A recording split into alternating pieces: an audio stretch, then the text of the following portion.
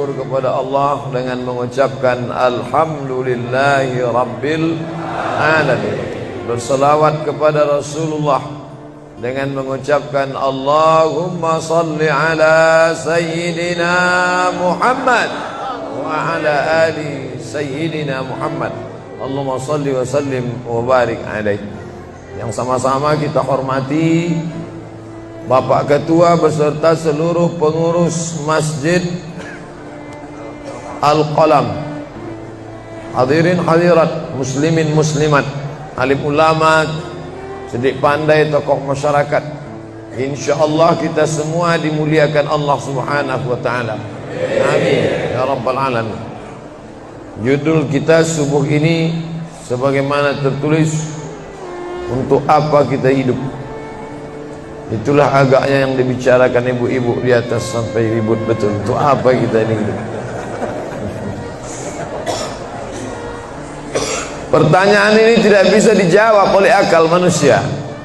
Makanya Sokrates, seorang filosof dulu Yunani, berkata, untuk menjawab mengapa kita hidup, perlu hidup 500 tahun lamanya.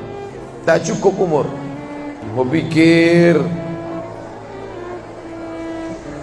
untuk apa kita hidup? Sampai akhirnya karena tidak sanggup akal itu menjawab, maka diutuslah Nabi Muhammad sallallahu alaihi wasallam. Mata saya hanya bisa melihat apa yang ada dalam masjid ini saja.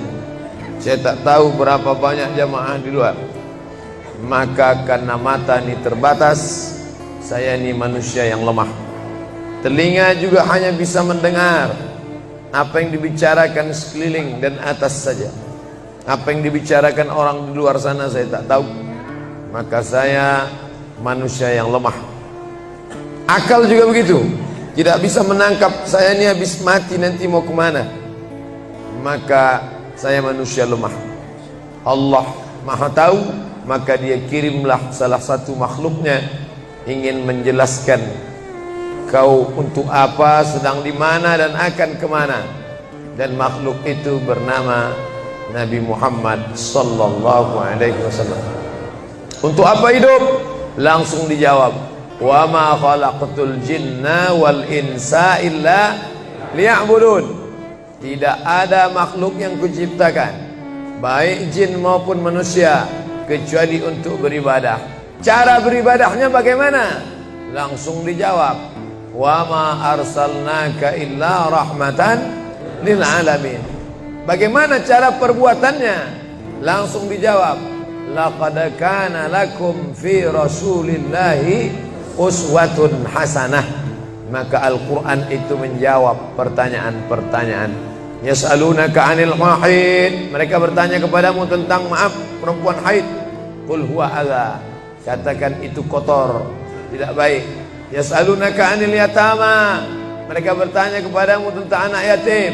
Yas'alunaka 'anil khamri wal maisir, mereka bertanya kepadamu tentang khamar dan judi. Yas'alunaka madza yunfiqun, mereka bertanya kepadamu apa yang mesti mereka sedekahkan. Yas'alunaka 'anil ruh, mereka bertanya kepadamu tentang ruh.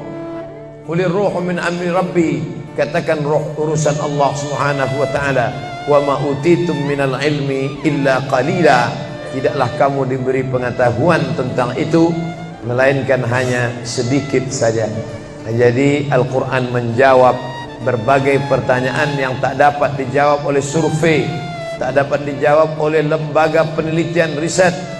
Dia menjawab apa yang tak bisa dijawab akal manusia. Pepatah Melayu berkata, kalau galah panjang sejengkal, jangan laut hendak diduga. Galah artinya bambu.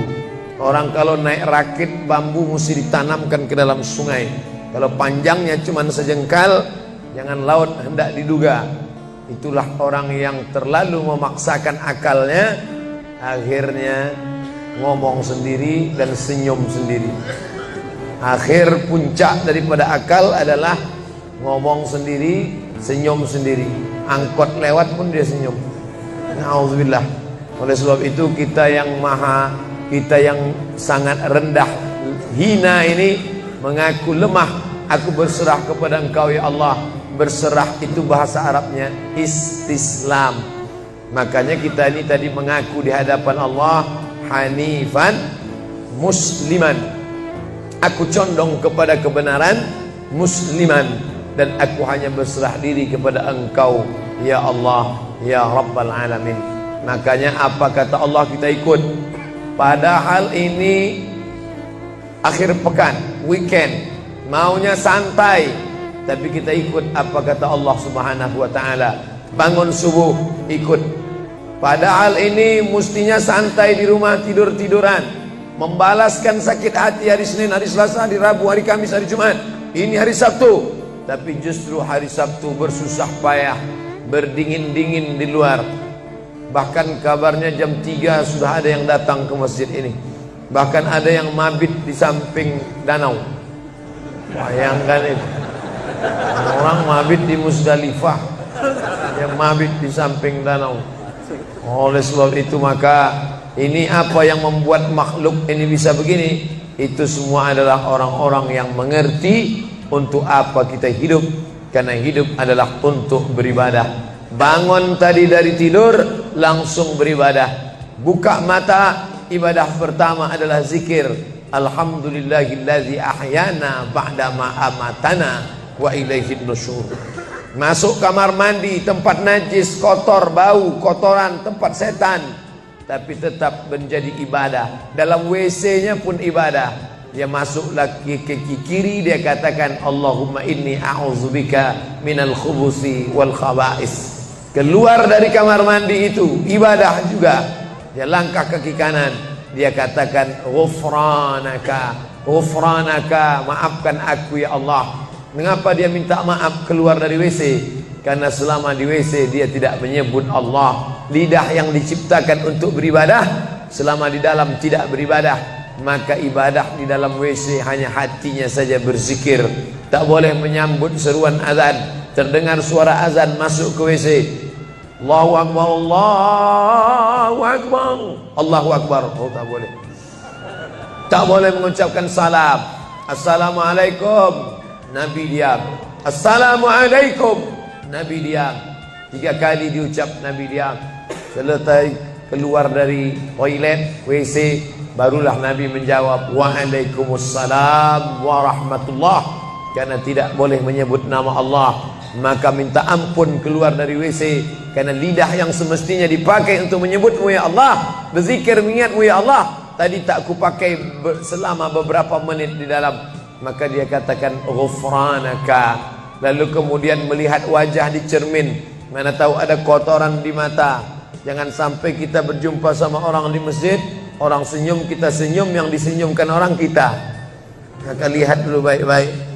Maka ketika melihat wajah, dia pun menjadi ibadah. Allahumma kama hassanta khalqi fahassin khuluqi. Sebagaimana kalau kau sudah perbaiki bentuk ciptaanku ini menjadi sempurna, maka perbaikilah akhlakku ya Allah. Lalu setelah itu berangkat dari rumah menuju masjid, beribadah juga. Bismillahi tawakkaltu ala Allah, la haula wala quwata illa billah. Setiap langkah kaki ke Masjid Al-Qalam ini bernilai 1 langkah menghapus dosa. Langkah kedua mengangkat derajat. Langkah ketiga menghapus dosa.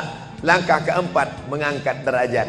Tidak tanggung-tanggung, derajatnya diangkat Allah. Siapa yang duluan datang langsung dapat di depan.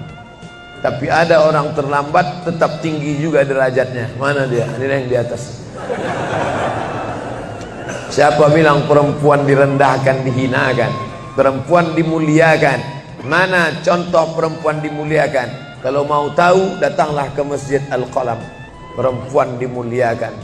Bapak Ibu yang dimuliakan Allah, masuk ke dalam masjid, langkah kaki kanan, Allahumma inni as'aluka min fadlik. Itu doa nanti keluar. Tapi ketika akan masuk, apa doanya? Allahumma ya Allah, iftahli, bukakan untukku abwaaba rahmatik, pintu rahmatmu, bernilai ibadah. Duduk berzikir, jangan ngobrol, jangan cerita. Foto Pak Ustaz, sikit-sikit boleh. Lalu kemudian selama itu tertulis tadi di atas, Itulah hebatnya masuk ke Masjid Al-Qalam, tidak hanya mendengar ceramah dapat pengajian. Ketika saya masuk tadi, dengar suara azan, ada tulisan hadis riwayat Al-Bukhari. Siapa yang mendengar seruan azan lalu menyambut seperti bunyi yang diucapkan muazzin, kecuali pada hayya 'alas shalah, hayya 'alal falah, dia baca la haula wala quwata illa billah, ditutup dengan doa wasilah. Allahumma rabba hadhihi da'wati tammah wassalatil qa'imah, dimintakan untuk Nabi Muhammad, ati sayyidana Muhammadanil wasilah wal fadilah wasyarafa wad darajatal aliyatar rafi'ah. Yang kelima, wa ba'athullahumma maqaman mahmuda alladhi wa'adtah innaka la tukhliful mi'ad. Maka kata Nabi, halat laku syafa'ati yaumal qiyamah, layaklah dia mendapat syafaatku hari kiamat. Makanya selama duduk di depan tadi, tak ada satupun yang ngobrol, semuanya menyambut seruan azan. Allahu Akbar, Allahu Akbar, Allahu Akbar, Allahu Akbar. Ada kawan sebelah ngajak ngobrol, gimana bro program mancing kita? Allahu Akbar, Allahu Akbar. Nah, ini cerita tak tentu arah. Ini kita sedang beribadah kepada Allah Subhanahu wa ta'ala. Lalu kemudian selesai azan, salat sunat yang balasan pahalanya khairum minad dunya wa ma fiha, lebih baik daripada dunia dan seisinya. Apa itu? Qabliyah subuh. Sampai-sampai andai terlambat qabliyah subuh, tetap boleh dilaksanakan setelah subuh. Habis salat subuh barulah dilaksanakan qabliyah subuh. Tapi kalau sudah sama-sama ngaji, tapi kalau nanti pulang kampung, justru sekarang orang di kota ngaji, di kampung tidak ngaji. Zaman dulu di kampung ngaji, di kota tidak ngaji. Sekarang dunia sudah mau kiamat. Di kampung orang ngaji, di kampung orang tidak ngaji. Kenapa? Parabola masuk desa. Oleh sebab itu, maka kalau di kampung itu tidak ada pengajian, mereka tidak tahu bahwa qabliyah subuh diganti setelah subuh. Nanti pas mau bulan puasa pulang kampung, jangan qabliyah subuh setelah subuh. Karena nanti begitu mereka lihat, loh apa tuh? Sejak tinggal di Bekasi ikut aliran sesat. Dan dia tidak tahu bahwa sholat qabliyah subuh itu jangan sampai tinggal. Andai tertinggal, tetap dilaksanakan setelah sholat subuh. Ayatnya diatur. Ayat pertama, qul ya ayyuhal kafirun. Ayat yang kedua, qul huwallahu ahad, Allahu samad, lam yalid wa lam yulad wa lam yakul lahu kufuwan ahad. Andai masuk ke dalam masjid, kebetulan jamnya langsung nampak kelihatan, iqamat tinggal 2 menit lagi, iqamat 2 menit, tak mungkin sholat 4 rakaat. Pilihannya tahiyatul masjid atau qabliyah, qabliyah atau tahiyatul masjid. Kalau melaksanakan tahiyatul masjid tidak dapat qabliyah, tapi kalau melaksanakan qabliyah automatically dapat tahiyatul masjid. Oleh sebab itu, andai terlambat, waktu tinggal 2 menit, maka laksanakanlah qabliyah subuh. Tapi jangan gara-gara ini terlambat terus. Yang paling afdal cepat datang. Apa kata jamaah? Yang lambat kan ustaz, kami cepat datang. Bapak ibu yang dimuliakan Allah Subhanahu wa ta'ala, selesai itu salat subuh. Kalau qabliyahnya lebih baik daripada dunia dan seisinya, apalagi salat subuhnya. Begitulah. Kalau qabliyahnya saja yang pendek ayatnya lebih baik daripada dunia dan seisinya, apalagi salat subuhnya. Lalu pahala salat subuh itu apa? Tak ada yang tahu. Makanya kata Nabi, lau ya'lamuna ma fil atamati was subhi, andai mereka tahu pahala salat subuh berjamaah, la atauhuma habwan, mereka akan datang ke Masjid Al-Qalam walaupun merangkak, habwan, lumpuh, sakit kakinya, dia akan datang. Kursi roda tak ada, yang mendorong tak ada, datang dia ke masjid ini walaupun merangkak. Kenapa mereka tidak datang? Karena mereka tidak tahu. Kenapa mereka tidak tahu? Karena mereka memang tidak cari tahu dan tak mau tahu. Dan sampai masanya mereka nanti akan menyesal saat melihat orang-orang mendapatkan balasan muttaqiina fiha 'alal ara'ik, Mereka duduk di atas kursi-kursi istana surga, tersenyum melihat orang-orang yang dulu tak peduli pada sholat subuh. Mudah-mudahan kita semua istiqomah insyaallah. Jadi Ustadz, kalau hidup ini cuma untuk ibadah, sholat, masjid, baca Quran, zikir, gimana kami mau mencari nafkah? Gimana kami mau buka ruko? Gimana kami mau bisnis? Gimana kami mau tanam kelapa sawit? Gimana kami mau proyek batubara? Gimana kami mau ternak ikan? Ini mesti dipahami bahwa ibadah itu dibagi dua. Satu namanya ibadah mahdah, pure, original, murni, tidak bercampur dengan apa-apa. Yang satu lagi tidak ibadah tapi bernilai. Nah, ini mesti dipahami. Bapak yang masuk kantor dari jam 8 pagi sampai jam 4 sore itu ibadah. Karena kalau itu tidak ibadah, habislah waktu kita. Makanya yang bekerja niatkan ibadah. Sehingga kalau istrinya nanya, "Mas kok lama pulang?" Ibadah nih, Mas. Tapi jangan gara-gara ini di kantor itu ibadah, lalu ketika azan di masjid kantor berkumandang, hayya 'alas shalah, dia terus ngetik, "Mas, ayo ke masjid." Enggak, ini pun juga ibadah. Kau ibadah aja ke sana, aku ibadah di sini. Itu juga enggak benar. Karena ibadah itu dibagi dua. Satu yang murni, pure, tidak bercampur dengan apapun, namanya ibadah mahdah. Salat, baca Quran, zikir, iktikaf. Tapi ada satu lagi tidak ibadah, tapi kalau diniatkan dia bernilai ibadah. Termasuk ibu-ibu yang hamil 9 bulan 10 hari itu ibadah. Kalaulah 9 bulan 10 hari itu tidak ibadah, betapa tidak adilnya Allah. Masa kita yang duduk-duduk di masjid dapat pahala ibadah, dia yang muntahnya, yang ngidapnya tak dapat ibadah. Tadi malam begitu sampai di airport langsung SMS masuk, "Ustadz, keluar dari pintu berapa? Ini ada perempuan ngidam mau ketemu." Saya keluar dari pintu 4, kami sudah standby di pintu 4. Lantai berapa? Lantai paling atas. Oke, sampai di sana lihat perempuan tidak pakai jilbab, pakai celana jeans. Saya udah mau marah, ini kenapa? "Mohon maaf Pak Ustadz, non muslim." Astagfirullah. Rupanya non muslim hamil ngidam mau jumpa Ustadz Somad. Mudah-mudahan anaknya jadi anak soleh. Biasa. Allahu Akbar. Bernilai ibadah. Lalu yang dapat pahala dari itu siapa? Dari mana ibu-ibu hamil muda itu tahu saya? Kenal saya di mana? Padahal dia dari Jawa, saya dari Sumatera. Ternyata ada orang beribadah yang tidak kita sangka ibadah. Tidak ada rukun, tidak ada syarat, tidak ada wajib, tidak ada sunat, tidak ada makruh, tidak ada mubah. Apa ibadahnya? Ya ini, merekam ceramah ini. Merekam ceramah ini ibadah.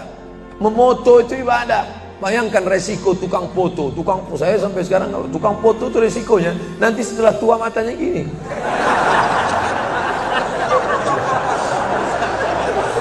Tapi kalau mereka niatkan ikhlas untuk ibadah, maka insya Allah sehat walafiat.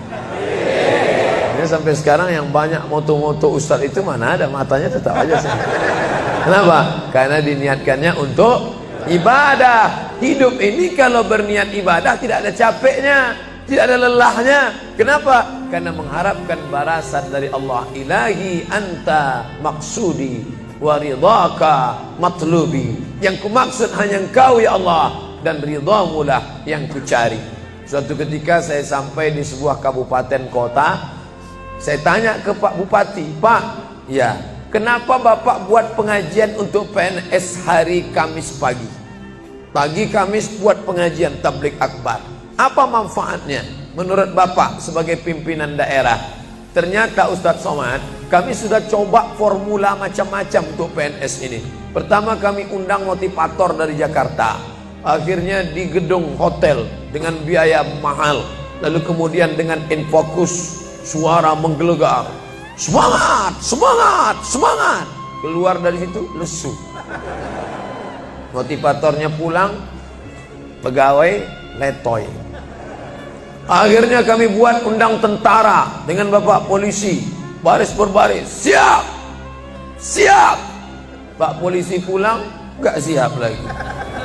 Ternyata yang disentuh paling mantap bukan fisiknya, bukan matanya, bukan pakai infocus, bukan pakai suara menggelegar, tapi yang disentuh adalah hati. Dan satu yang bisa menyentuh hati itu adalah agama. Itulah makanya ibu bapak coba nanti kalau mau buat praktek, buat satu kotak, buat satu lagi kotak, ada 2 kotak. Kotak ini buat voucher namanya sumbangan. Kotak ini buat juga voucher tulisannya sodakoh. Lihat mana yang paling banyak diambil umat Islam, sumbangan apa sodakoh? Sodakoh, padahal nilainya sama. Sumbangan 100.000, sodakoh 100.000. Bapak ibu silakan ambil untuk anak yatim fakir miskin kita. Pasti voucher yang paling banyak diambil adalah sodakoh. Kenapa? Karena mereka menganggap sumbangan tak ada pahalanya, karena bukan bahasa Arab. Apa dia? Sumbangan. Enggak ada dalam Quran. Ya ayyuhallazina amanu, sumbangan. Yang ada adalah sedekah. Innamas shadaqatu lil fuqara wal masakin wal 'amilina 'alaiha wal mu'allafati qulubuhum wa fir riqab wal gharimin wa fi sabilillah wa ibnis sabil. Itulah mengapa yang disentuh itu bukan nalar otaknya, tapi yang disentuh itu adalah hatinya. Ala fil jasadi mudghah. Ketahuilah dalam jasad itu ada segumpal. Idza salahat salahal jasadu kulluh. Kalau yang segumpal itu baik, maka yang lain ikut menjadi baik. Wa idza fasadat fasadal jasadu kulluh. Kalau yang segumpal itu rusak, jahat, kotor, hitam, gelap, maka yang lain ikut menjadi rusak. Ala wahyal qalb, hati. Jagalah hati. Itu yang selalu dipesankan Ustadz kita Agim, jagalah hati. Jangan kau terserah. Bapak Ibu yang dimuliakan Allah, salah satu yang merusak manusia sekuler, membagi 2. Di masjid ibadah, di kantor tidak ibadah, fatal. Di masjid dianggap ibadah. Jangan heran kalau ada orang di masjid khusyuk,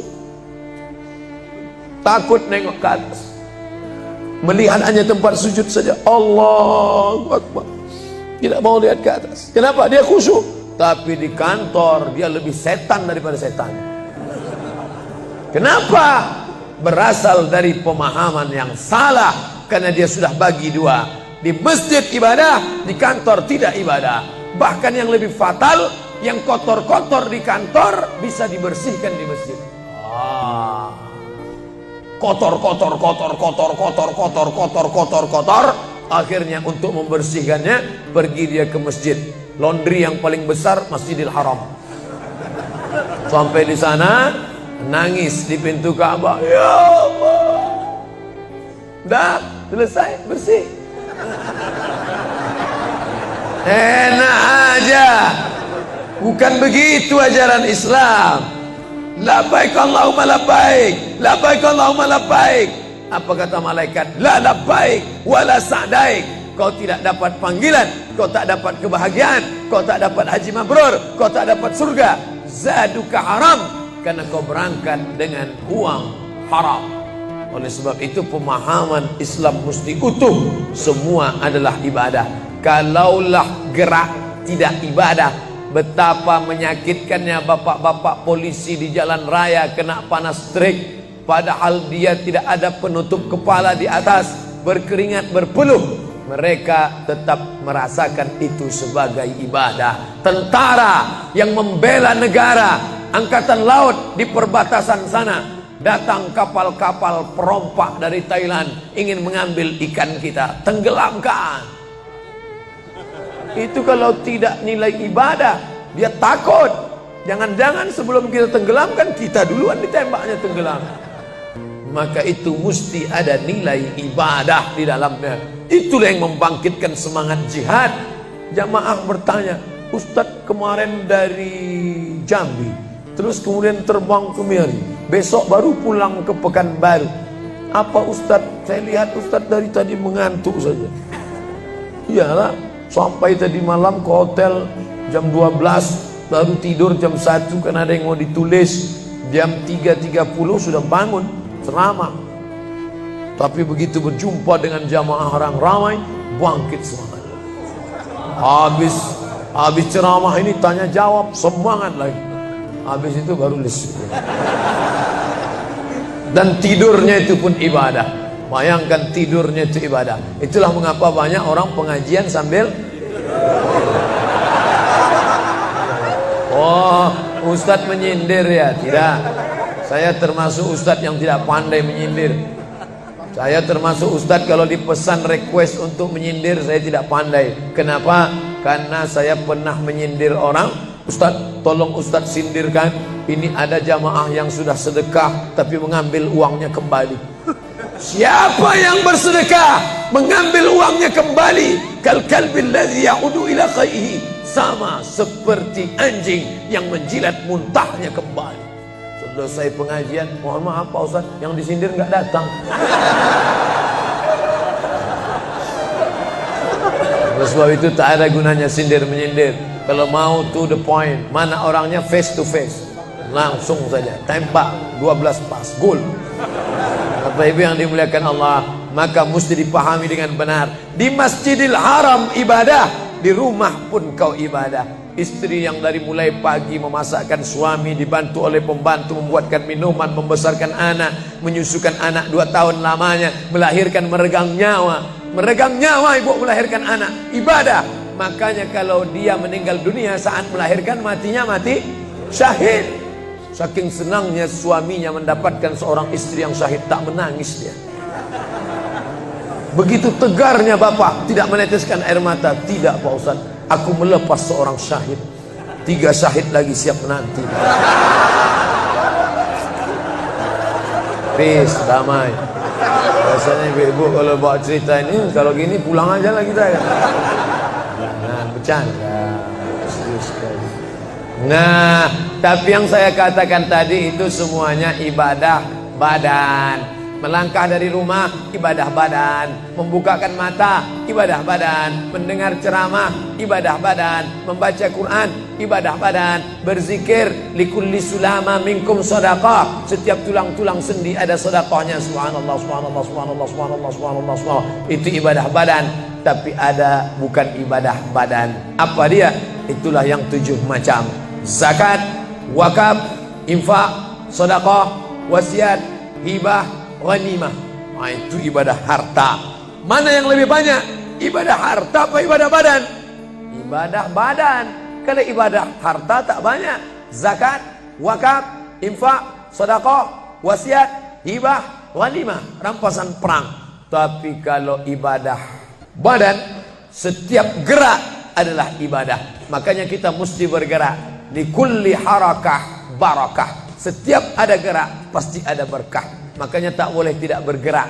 Air sumur kalau tidak ditimba, air itu akan busuk, butek, warnanya pun tidak ada seperti minyak di atas. Mata air mesti terus berganti. Darah harus tetap mengalir, jantung harus tetap berdetak.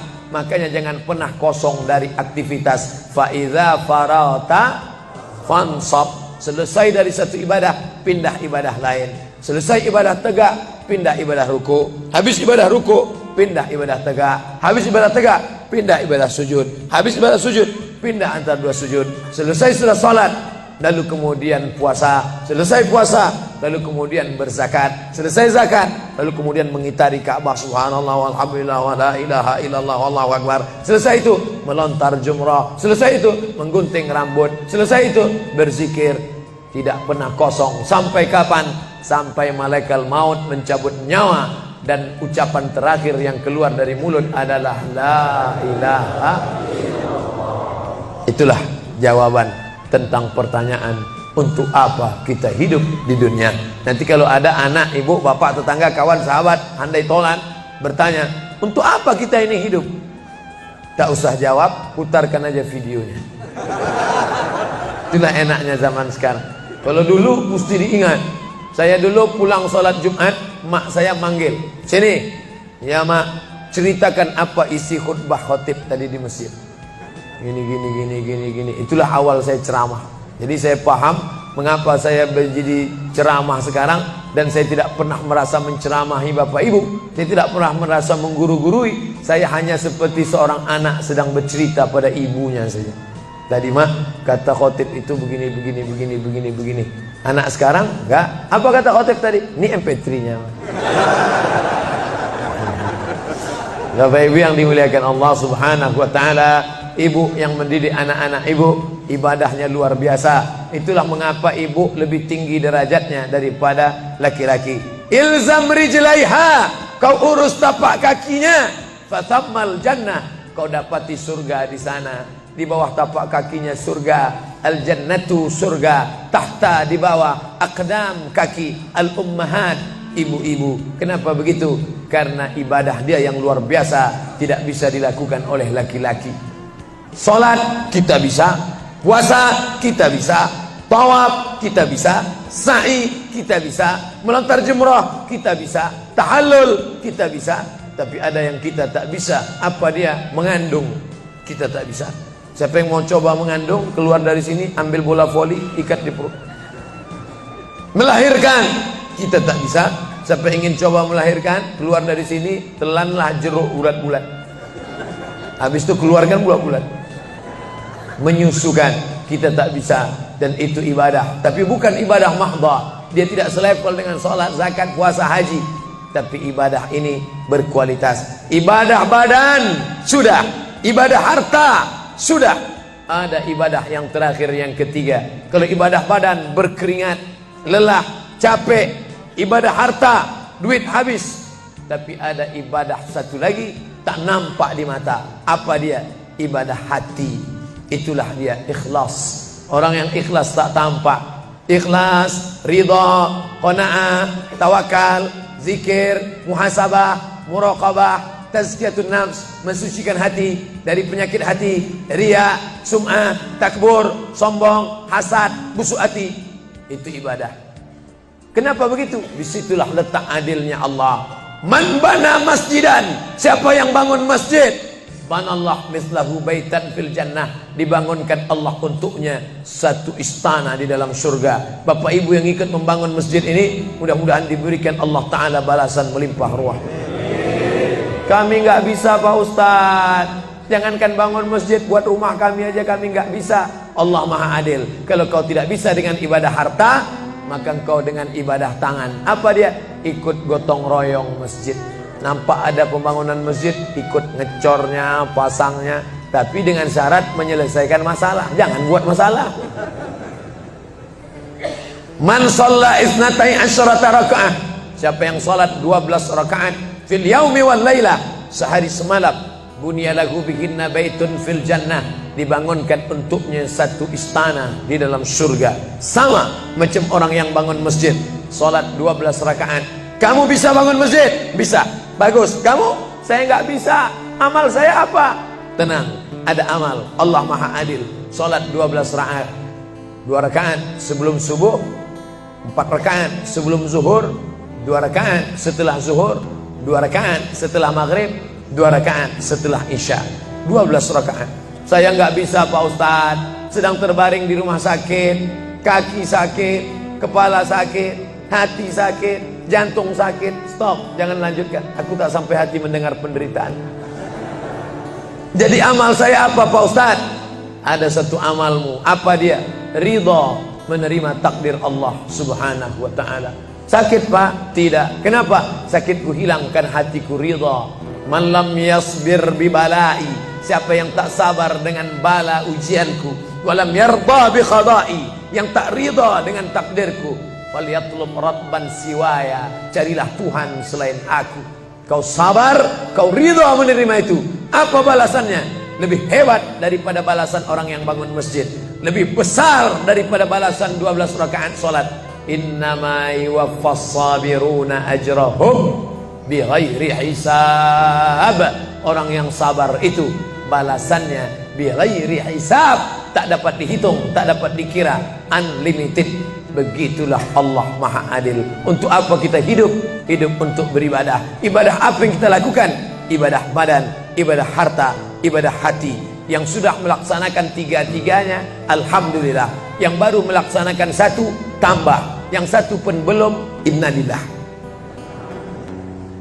Masjid ini besar.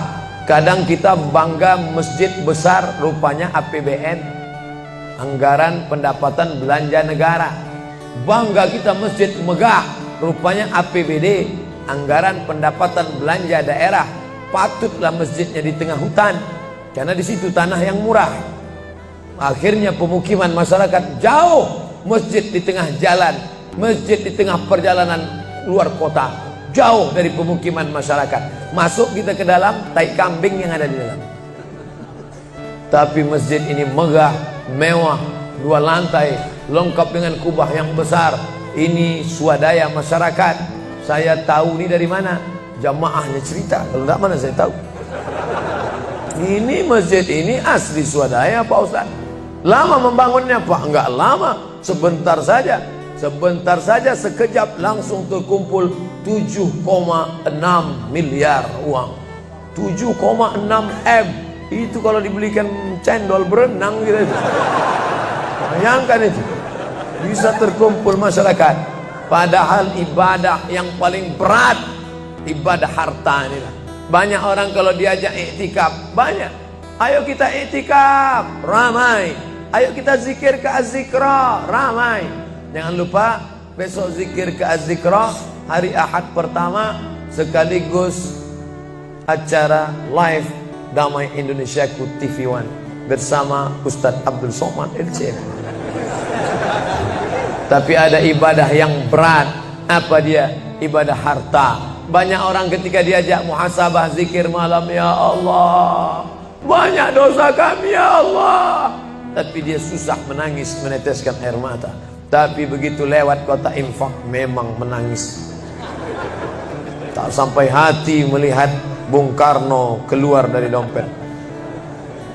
Lewat kotak sodako infak, lama membuka dompet mencari patimuran. Nauzubillah. Mudah-mudahan kita tak termasuk golongan yang bakhil ini. Kenapa? Karena setan selalu asyaitan, setan ya'idukumul faqra, membisikkan kepakiran. Jangan beri, jangan beri, jangan beri, nanti kau susah, nanti anak kau tak makan, nanti kau dikeluarkan kerja, kau makan apa? Nanti kau mau beli rumah, nanti kau mau beli tanah, nanti kau mau beli mobil, nanti kau mau beli cincin, nanti kau mau beli kamera, nanti kau mau ganti HP, uangmu tak ada. Setan selalu berbisik-bisik. Lawan setan itu. Qul a'udzu binas, malikin nas, ilahin nas, min syarril waswasil khannas, alladzi yuwaswisu fi sudurin nas, minal jinnati wan nas. Hanya saja kalau yang berbisik itu setan, kita baca ayat kursi, insyaallah dia kabur. Ini yang berbisik ini kawan kita. Kita bacakan ayat kursi, hafal pula dia dari kita lagi. Tapi tak apa-apa, tetap aja bacakan. Allahu la ilaha illa huwal hayyul qayyum, la ta'khudhuhu sinatun wa la naum. Hembuskan ke wajahnya. Bapak Ibu yang dimuliakan Allah, setelah ibadah 3 ini kita lakukan, ibadah badan sudah, sholat subuh sampai melimpah ruah ke belakang. Saya dengar suara hati tadi, lapor, tenda sudah penuh, sudah melimpah ke jalan. Masya Allah. Ibadah harta sudah 7,6 M. Ibadah hati sudah, sabar, ridha, qanaah, tawakal. Tapi jangan lupa, datang merusak yang 3 ini, perkelahian, merusak ukhuwah Islamiyah. Masjid yang besar, kalau sudah kelahi di dalamnya, tinggal kelahi, tak lagi ada persatuan. Masuk masjid bukan baca doa pintu masuk masjid, malah masuk masjid ngelihat kira-kira dia di mana ya. Oh dia di sana, gua di sini lah. Oh di sini, dia di sini. Sampai akhirnya suatu hari terlambat, lupa ngelihat. Allahu Akbar, rupanya dia di samping. Jangan kelahi. Wa'tasimu bihablillah, berpegang teguhlah dengan tali Allah. Tali Allah itu apa? Al-Quran dan Sunnah. Apalagi ulama, nggak ngerti Quran, nggak ngerti Sunnah, tanya ulama. Al-ulama warasatul anbiya. Wa'tasimu bihablillah, berpegang teguh dengan tali Allah. Wala tafarraqu, jangan berpecah belah. Coba lihat bunyi ayatnya. Andai ayat itu sampai bihablillah titik sudah cukup. Berpegang teguhlah dengan cara tali Allah, cukup. Mengapa ujungnya tetap ditutup? Wala tafarraqu, jangan berpecah belah. Karena banyak orang yang sudah baca Quran, sudah sholat, sudah puasa sunat, tapi hatinya pecah bercabang. Galah patah boleh disambung, kaca retak boleh direkat, hati rusak kemana obat akan dicari. Oleh sebab itu kalau ada fitnah-fitnah, tabayun, klarifikasi. Jangan suudzon. Ijtanibu katsiran minaz-zan. Kepengurusan masyarakat, jamaah, sayang kebersamaan rusak. Gara-gara apa? Gara-gara nila setitik rusak susu sebelanga. Gara-gara api di dalam sekam, ada kulit padi bertimbun, di dalamnya itu ada setitik api, tiba-tiba api menyala, akhirnya semua menjadi abu, dan abu dihembus angin, tak berkesan sama sekali. Hilang 3 ibadah. Ibadah badan hilang, ibadah harta hilang, ibadah hati hilang. Gara-gara apa? Berkelahi. Ingat, setan tak pernah berhenti. Inna syaitan, setan ya isa'an ya'budahul musallun. Setan kalau sudah melihat orang sholat, dia tidak lagi goda mereka untuk menyembah, sembahlah aku, sembahlah aku, sembahlah aku, sembahlah aku. Tidak. Tapi apa yang dia lakukan? Walakin fit tahrish, menanamkan permusuhan ke dalam hati orang yang sholat. Maka jaga ini. Jangan kita bertengkar gara-gara masalah khilafiyah. Saya kalau jadi imam di masjid dekat rumah saya jadi imam, saya baca kunut. Dan imam-imam dekat rumah saya itu saya pesan harus baca kunut, karena saya berpegang mazhab Syafi'i. Tapi ketika sholat di Masjid Al-Qalam, saya tidak tahu jamaah di sini pakai kunut apa tidak. Saya tidak ingin merusak kebiasaan mereka. Mana tahu mereka ikut mazhab Hambali, mana tahu mereka Muhammadiyah, saya tidak tahu. Maka ketika diminta jadi imam, Ustaz jadi imam, batuk. Saya tak mau merusak, biarlah imam tetap saja. Rupanya imam di Masjid Al-Qalam tidak baca kunut, ya saya tetap ikut sholat. Apakah perlu saya ulang sholat saya? Tidak. Sholat saya sah, karena apapun ormasmu, apapun mazhabmu, mau NU, mau Muhammadiyah, mau Perti, mau Persis, mau Al-Irsyad, mau Jamaah Tabligh, mau FPI, mau mazhab Hanafi, mazhab Maliki, mazhab Syafi'i, mazhab Hambali, semuanya sepakat sholat subuh itu wajib. Jadi yang wajib aja kita laksanakan. Adapun perbedaan teknisnya, yang satu pakai usolli, yang satu nggak pakai usolli, yang satu ngangkat tangannya ke telinga, yang satu ngangkat tangannya ke bahu, yang satu bismillahnya jahar, yang satu bismillahnya sir, yang satu ayatnya panjang, yang satu ayatnya pendek, yang satu pas mau turun sujud tangan duluan, yang satu lutut duluan, yang satu duduknya tapak kakinya duduk di tapak kaki kiri, yang satu duduknya langsung pantatnya ke lantai, yang satu telunjuknya ngangkat sekali, yang satu berkali-kali. Itu masalah teknis simple sederhana. Ada masalah yang lebih besar. Apa masalah kita yang lebih besar? Membeli tanah baru untuk buat sekolah Islam, membeli tanah baru, ruko baru untuk buat apa? 212 mat, kita mat. Orang Islam belanja di warung Islam. Alangkah indahnya, selesai acara sholat subuh bersama, pengajian bersama, selesai itu belanja beras minyak goreng bersama. Serbu. Sehingga bangkitlah ekonomi umat. Berapa pegawai bisa ditampung bekerja? Langsung membeli beras ke tempat-tempat tanaman masyarakat, sehingga mereka tidak menjadi korban rentenir. Musim menanam diulur, kasih pinjaman pupuk, pinjaman tanah. Masa musim panen ditarik, mereka menjadi korban rentenir lintah darat. Disedot darah mereka sampai kering dan mati. Kita selamatkan dengan apa? Dengan market. Masjid punya market. Saya beberapa kali meresmikan market punya masjid di Masjid Raya Batam, Masjid Agung Batam. Itu di bawahnya ada super mini market untuk menjamaah. Kemarin pulang dari Pulau Bintan, itu juga meresmikan di Dumai. Begitu juga. Nah, ini 212 Mart. Terserah namanya apa. Ada 212 Mart, ada namanya Kita Mart, atau bisa juga buat Somart. Nah, bisa juga. Bapak Ibu yang dimuliakan Allah Subhanahu wa taala, maka visi misi kita ke depan, jauh melihat ke depan. Kami harus punya pusat perbelanjaan komunitas muslim, kami harus punya komplek perumahan muslim. Nah, ini semua yang akan menyelamatkan kita. Kalau sudah begitu, maka mengertilah untuk apa kita hidup.